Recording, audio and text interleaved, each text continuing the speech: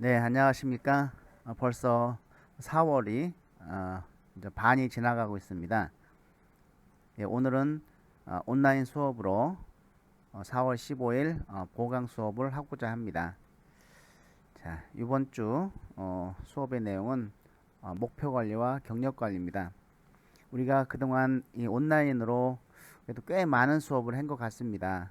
일단 자기 분석을 다 했고, 그리고 자신이 희망하는 직무와 기업을 탐색할 수가 있고, 그러한 직무와 그 기업을 탐색을 해서 우리가 의사결정을 통해서 합리적으로 하나를 선택을 했습니다. 그 하나 선택한 것이 그 하나하나 두 개 선택을 했는데, 그것이 선택한 것이 본인이 원하는 희망 직업이었다고 하면은 어, 그 희망 직업을 바탕으로 해서 단기, 중기, 장기 이렇게 해서 이제 목표를 설정하고 그거에 관련된 경력 관리를 하기 위한 그러한 활동입니다. 오늘은. 그리고 만약에 그 타협한 직업이 자신의 희망 직업이 아닐 경우는 자신의 희망 직업을 포기하지 말고 다시 한번 희망 직업을 살펴보는 것이죠. 그래서 이거는 정말 실현 불가능한 것이다라고 하는 것은 희망 직업이 아닙니다. 그거는 빨리 포기하는 것이 좋고, 그리고 우리가 10년, 15년 후에 내 어떤 장기적인 목표를 올렸을 때 이거 충분히 달성을 가능하겠다라고 하는 것은 포기하지 말고 그 희망 직업을 존경하는 의미에서 먼저 장기 계획을 설정한 다음에 최종 현실적인 직업을 계획을 해서 현실적인 직업을 디딤돌을 해서 우리가 결국은 자신의 희망하는 직업을 가질 수 있는 그러한 그 수업을 하였습니다. 자, 이 목표 관리와 경력 관리는 그러한 우리가 선정된 직업에 맞는 목표 관리를 해야 된다는 것이죠. 자, 그래서 이번 시간에 학습의 목표는 목표 설정의 의미를 이해하고 경력 개발의 의미를 이해하는 걸로 정했습니다. 자, 이 목표는 사실은 굉장히 중요한 것이죠. 굉장히 인지적인 것입니다. 그래서 개인의 행동이나 동기에 영향을 줄 수 있는 것이죠. 또 이 목표는 당장 눈에 보이지 않아도 장기간 동안 개인의 행동을 조직하고 유지하는 데 도움을 주고, 또 이 목표를 구체적으로 설정한다는 것은 어떤 자신의 진로 설계에 의한 실행의 지침이 되며, 이를 통해 목적이 달성되고 궁극적으로 자아 실현과 행복한 삶을 추구할 수 있는 것이다 라고 보는 겁니다.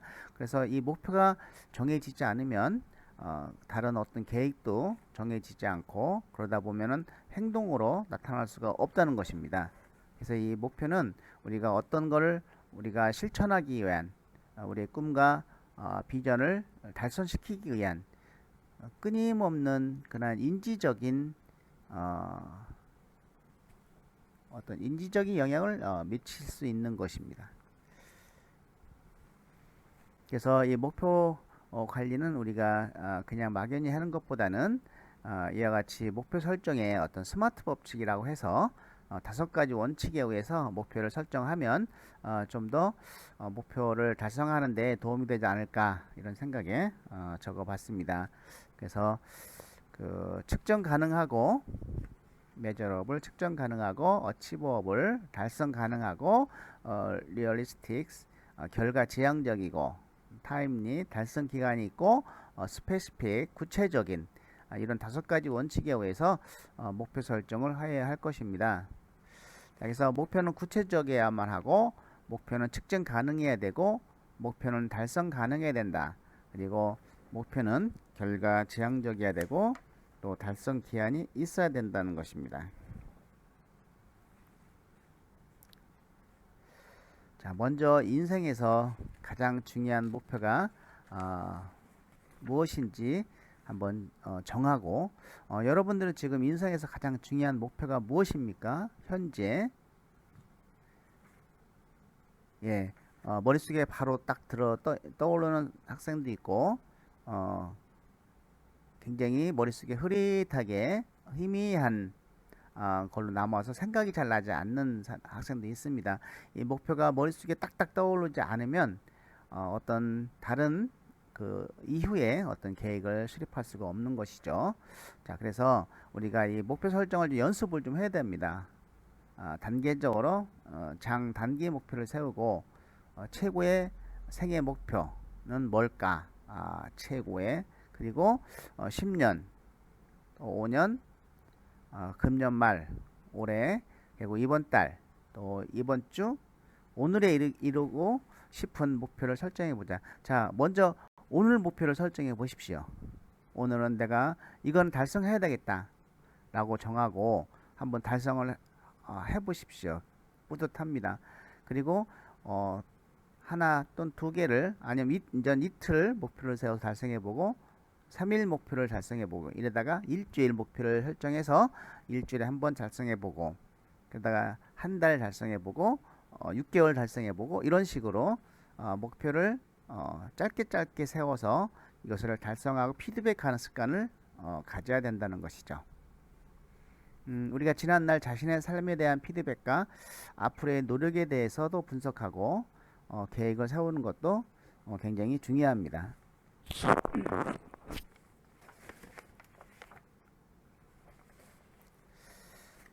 우리가 이제 호주의 쇼트트랙 선수 브래드버리가 있습니다. 여러분들 유튜브에 이 브래드버리에 대한 동영상을 틀면은 나오는데 한번 수업 마치고 한번 보시기 바랍니다. 이 호주의 쇼트트랙 선수 브래드버리는 2002년 동계 올림픽에서 그다지 주목받는 선수는 아니었으나 이 1000m 쇼트트랙 대회에서 아무도 예상치 못했던 금메달을 땄습니다. 이 쇼트트랙은 우리나라가 강국인데 참 그 이 브래드버리가 딴 이야기인데요. 그는 1994년 릴레이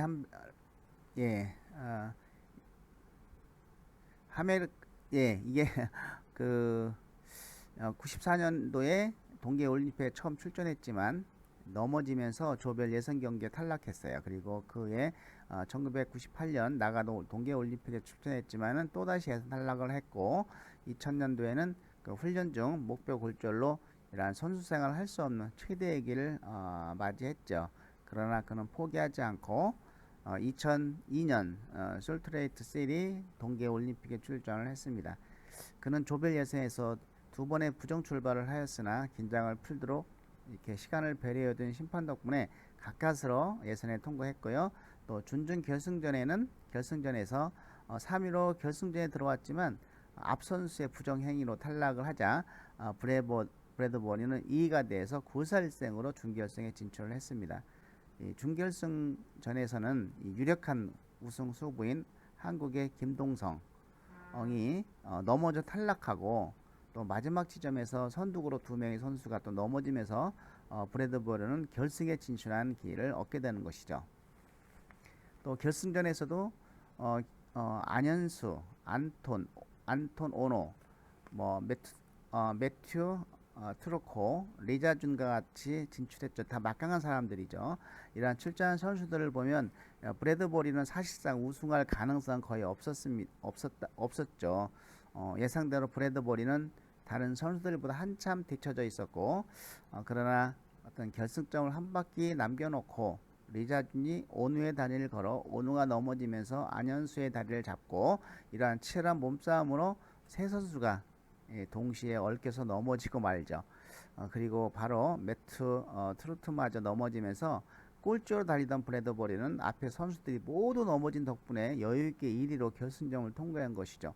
그 결과로 브래드버리는 올림픽 역사상 가장 운 좋게 금메달을 딴 선수 중 하나라고 평가받았고 또한 그는 호주 역사상 동계올림픽에서 최초로 금메달을 안겨준 사람이죠. 그 후 그는 호주의 영웅이 되었으며 호주의 우정공사도 그를 기념하는 우표까지 발행을 했고 비록 이 브래드버리는 남의 불행으로 금메달을 취득했지만 아무도 그를 비난하지는 않았던 것이죠. 그것은 그가 불굴의 의지로 부상을 극복하고 올림픽 출전을 포기하지 않고 10년간 최선을 다한 결과였다고 인정하기 때문이었죠. 우리는 인생의 성공은 자신의 목표를 포기하지 않는 사람에게 온다는 사실을 알아야 할 것입니다. 우리가 계획된 우연이라는 것도 있었죠. 우리에게 일어나는 사소한 사건들도 관심을 갖고 우리가 창조적으로 도전을 하게 해서 나의 진로에 영향을 미친다고 하는 그런 우연한 계획된 우연도 이렇게 목표를 포기하지 않고 열심히 노력한 사람한테 온다고 했습니다. 그래서 이 목표는 내가 반드시 달성될 수는 달성 뭐 할 수 있으리라고는 볼 수 없겠지만 모든 목표가 달성할 가능성은 있다고 볼 수는 없겠지만 그래도 목표를 향해서 한 발쭉 가면 그거에 근접하는 목표는 틀림없이 달성한다는 것이죠. 그리고 정말 자기가 원하는 목표도 얼마든지 달성 가능하다. 그것은 사람의 열정과 노력에 달려 있다고 봅니다. 한번 자신의 목표 관리를 평가해 봅시다. 작년 또는 1년을 쓰든지 아니면 지난달 아니면 지난주에 계획했던 목표들이 무엇이 있었나 쓰고 계획했던 목표들은 얼마나 달성하였는가. 그래서 달성률 몇 퍼센트, 미달성 이유는 뭐였다.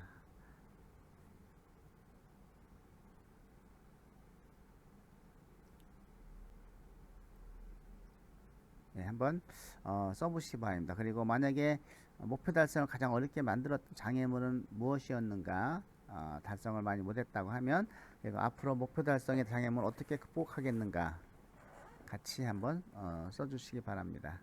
자, 지금 3분 정도 시간을 드리겠습니다.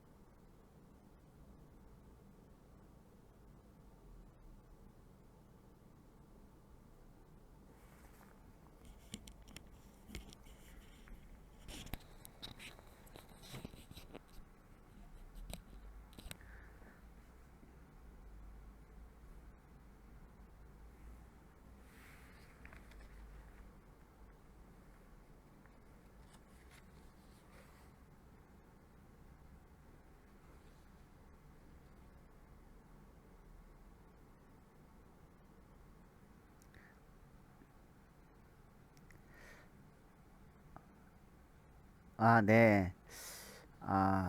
목표 달성은 다 하셨나요?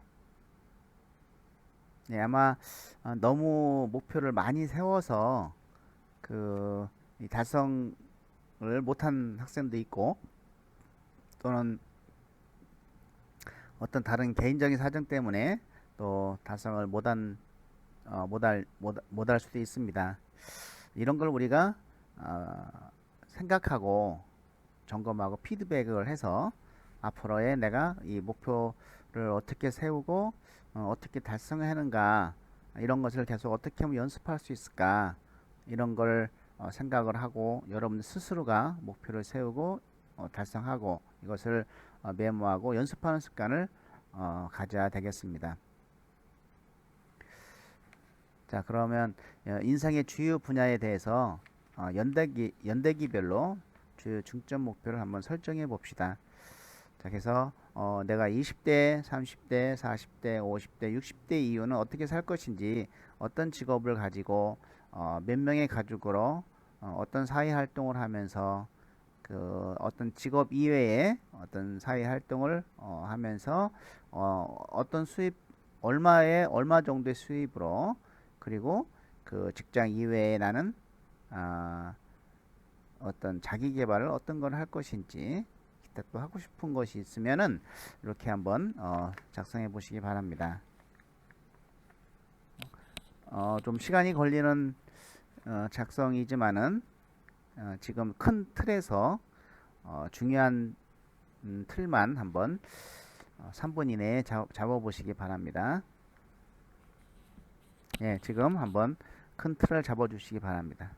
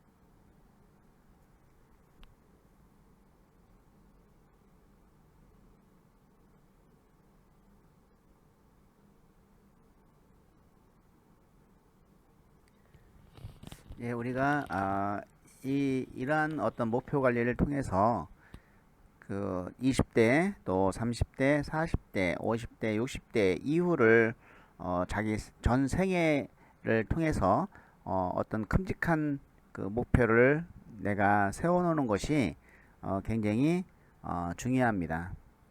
그렇지 않으면 그냥 그 어떤 계획 없이 그럭저럭 살다가 결국은 남의 도움을 받거나 그저 그렇게 살 수밖에 없는 것이죠.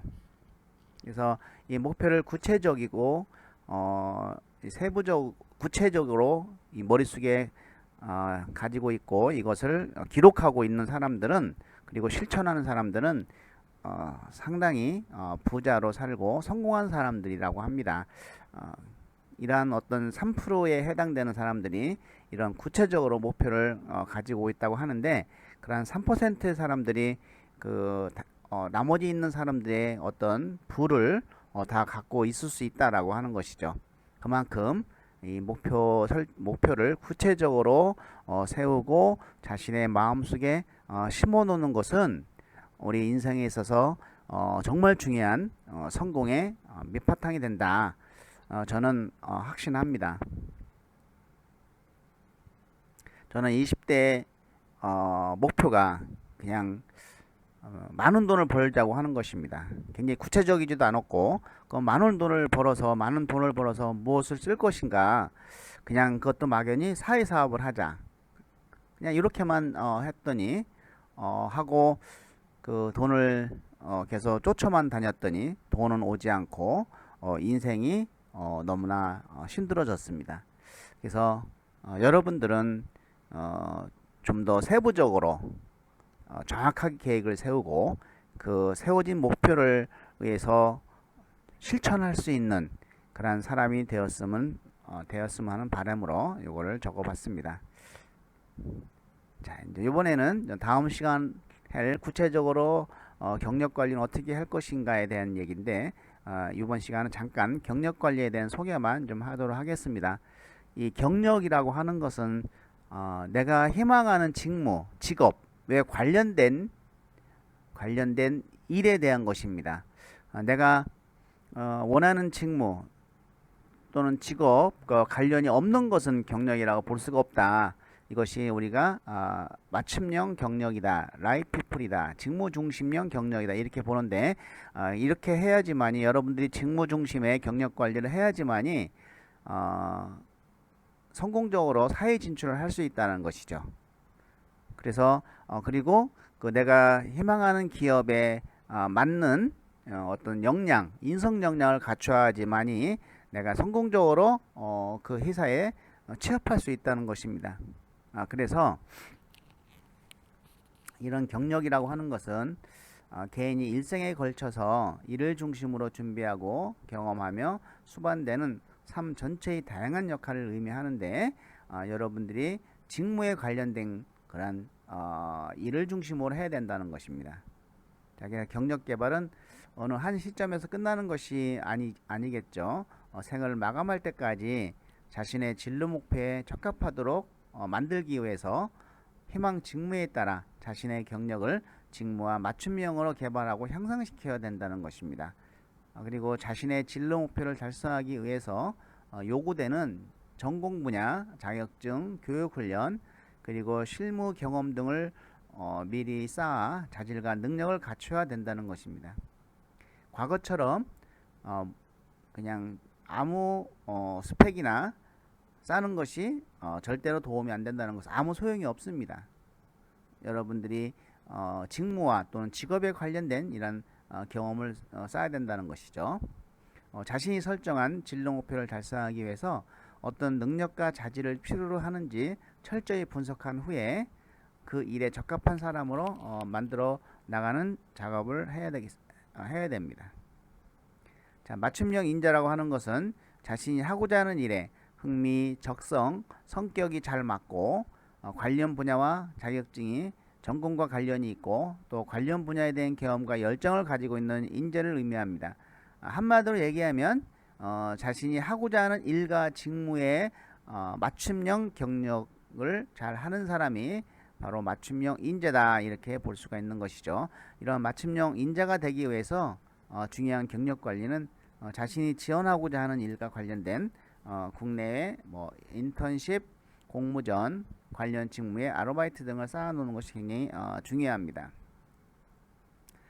이거는 여러분 직무에 관련이 있는 것이 아니고 이 중에서 나의 직무에 관련된 것을 여러분들이 셀렉트 할 수 있는 그러한 공통적인 경력 관리라고 보면 되겠습니다. 여기서는 그래서 이런 활동을 듣고 이거는 내가 내 직무에 관련이 있으니까 경력 개발에 집어넣어야 되겠다, 이런 것을 좀 알기 위함입니다. 그래서 국내 인턴십 또 해외 인턴십, 국내 인턴십은 우리가 취업 포털 사이트 잡코리아라든지 사람인 같은 데에 들어가서 국내 인턴십 치면은 인턴십 뽑는 회사들이 쭉 나옵니다. 그럼 여러분들이 지원을 하면 되는 거고, 해외 인턴십은 미리부터 잘 준비를 해야 되겠죠. 어학부터 시작해서 1학년 때부터 준비해서 성공적인 해외 인턴십이 돼야 되겠고, 자격증도 직무 관련 자격증, 또 직무 관련 아르바이트, 이런 아르바이트를 통해서 아르바이트부터 시작해서 정규직이 되는 업체가 어떤 업체들이 있는지, 산업들이 있는지, 그리고 회사가 보편적으로 원하는 이런 창의성, 도전 열정, 이런 글로벌적인 인재에 필요한 역량을 어떻게 써야 되는지, 외국어는 어떻게 해야 되는지, 봉사활동, 또 공모전, 이런 내용들을 토대로 여러분들이 이제는 여러분들의 직무와 직업에 맞는 이러한 경력 항목들을 적어 놓는 것이 이제 앞으로의 진로 포트폴리오를 작성하는데 중요한 요인이 되겠습니다. 자, 그럼 이번 시간 수고 많이 하셨고, 다음 시간에 이 경력관리 구체적인 내용에 대해서 학습하도록 하겠습니다. 예, 수고 많이 하셨습니다.